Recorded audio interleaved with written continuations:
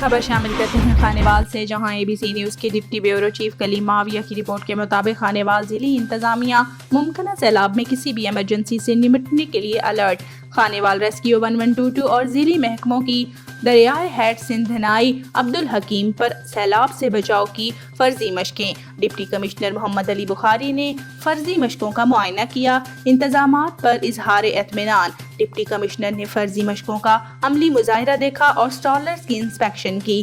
ADCR Abdul Sattar Khan, assistant commissioner Kabirwala, Mohsin عالم اور دیگر محکموں کے افسران بھی ہمراہ موجود تھے۔